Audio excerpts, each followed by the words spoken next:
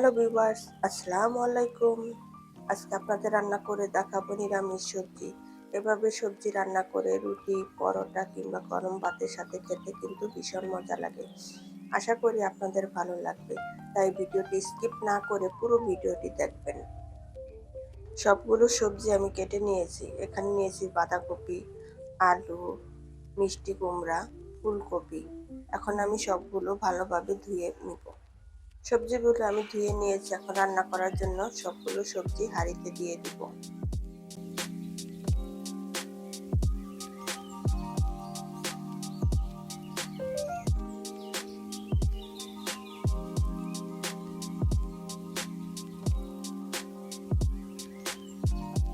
এখন এর মধ্যে দিব 1 টেবিল চামচ পেঁয়াজ বাটা, 1 টেবিল চামচ রসুন বাটা, 1 টেবিল চামচ জিরা বাটা, 1 চা চামচ আদা বাটা, 1 চা চামচ হলুদের গুঁড়া, 1 টেবিল চামচ মরিচের গুঁড়া, তবে ঝালের পরিমাণ আপনারা আপনাদের পছন্দ মতো বাড়িয়ে বা কমিয়ে নিতে পারেন, 1 টেবিল চামচ ধনিয়ার গুঁড়া এবং স্বাদ মতো লবণ।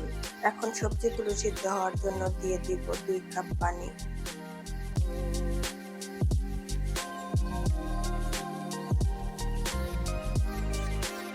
এখন নাড়াচাড়া করে সবকিছু মিশিয়ে দিব।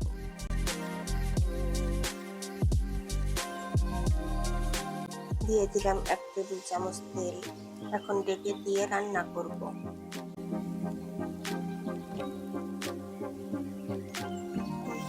এখন নাড়াচাড়া করে দিব। সিদ্ধ হয়ে গেছে সবজিগুলো প্রায়, আর একটু ঝোল শুকিয়ে নেব, তখন সবজিগুলো পুরোপুরি সিদ্ধ হয়ে যাবে।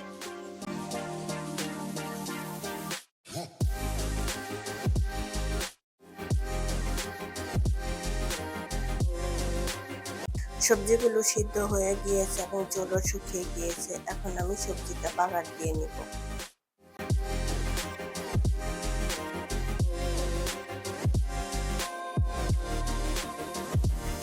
সবজি বাগার দেওয়ার জন্য চুলায় প্যান বসিয়ে দিয়ে দিলাম 2 টেবিল চামচ তেল। তেলটা একটু গরম করে নিব। তেল গরম হয়ে গিয়েছে। এখন এর মধ্যে দিয়ে দিলাম 1 টেবিল চামচ কালি জিরা। কালি জিরাটা আমি 10-15 সেকেন্ড ভেজে নিব।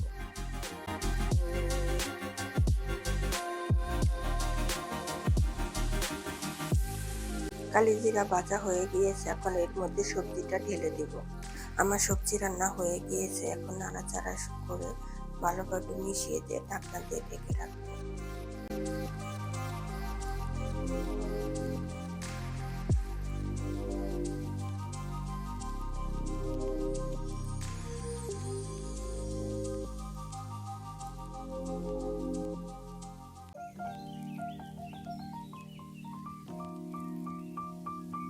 আমার রেসিপি ফলো করে আপনারা বাসায় রান্না করে দেখতে পারেন, খেতে কিন্তু ভীষণ মজার হয়।